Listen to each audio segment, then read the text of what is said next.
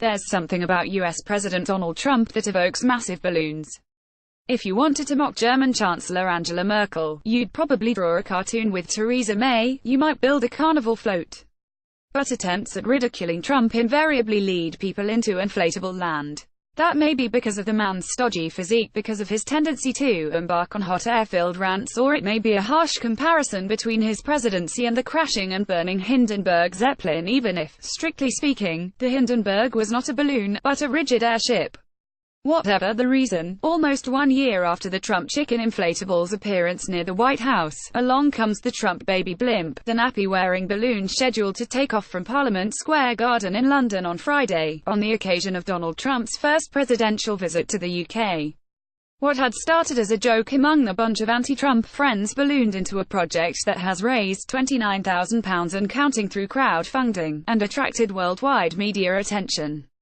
How F1 tests critical timing tech just hours before a Grand Prix. Suddenly, Matt Bonner, one of the activists behind the blimp and a graphic designer by trade, had to look at the practicalities of designing and building a derisive yet airworthy effigy of the world's most powerful man.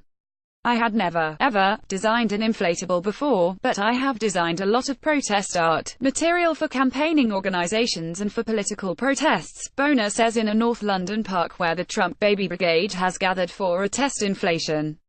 So we worked out how to do some 3D modeling. Bonner took to Adobe Illustrator and started thrashing out some two-dimensional concept designs detailing the front, the back and the sides of the balloon to be. Initially, the Trump baby was supposed to be crying, but, on second thought, Bonner felt that it wasn't right. We thought that maybe the crying was too sympathetic, he says. Bonner eventually changed the expression to Trump's trademark pout grimace, which runs no risk of eliciting sympathy. The latest budget reveals the rank hypocrisy of the UK's tech strategy to underline Trump's choleric disposition. Bonner also chose to colour Trump's face in Pantone 715C, a shade of orange slightly redder than the Pantone 1375C used for the rest of the blimp's body.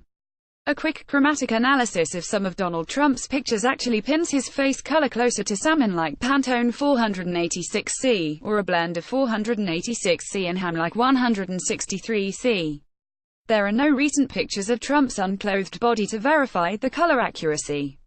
Tom Pennington, Getty Images, wired Trump's tiny right hand, clutching a smartphone from which he has arguably been tweeting some late-night broadside, was the most complicated part of the design, but, Bonner says, a detail worth adding. Once ready, Bonner's designs were passed on to Imagine Inflatables, a Leicestershire-based company that specializes in manufacturing intricate inflatables for household brands and large events. The firm made 5 8-meter-long inflatable clouds for the London Olympics opening ceremony in 2012.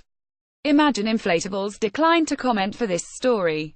Bonner's blueprints and Imagine's expertise resulted in a 6-meter-tall, bean-shaped balloon of uncanny Trumpian likeness. Made of a lightweight, thin sheet of plastic, the 3,500-pound inflatable needs to be filled up with 700 pounds worth of helium, that's 36 cubic meters, according to Bonner, in order to fly. Bloodhound's supersonic car completes first high-speed test and fly it will. The team initially planned to sail over the Thames on boats, the blimp floating overhead, but the Port of London authority warned that winds would be too strong. They then resolved to tether it in Parliament Square Garden, but struggled to secure the Mayor of London's authorisation. City Hall maintained that inflatables are art, not a legitimate form of political protest. The Mayor eventually caved last week, possibly under the pressure of media coverage and in petition. Bonner says the blimp has also obtained the permissions of the Metropolitan Police and the National Air Traffic Service, which requested that the balloon never fly over 30 meters of height. On Friday, the balloon will rise from the vicinity of the Houses of Parliament from 9:30 until 11:30, in conjunction with several anti-Trump protests across central London.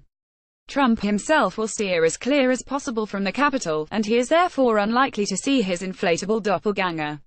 6 people, including Bonner, will be maneuvering the blimp by pulling and releasing 16 nylon ropes. They will also use sandbags to keep it in place. It is going to be stationary, but we will be able to lean it forward, Bonner says.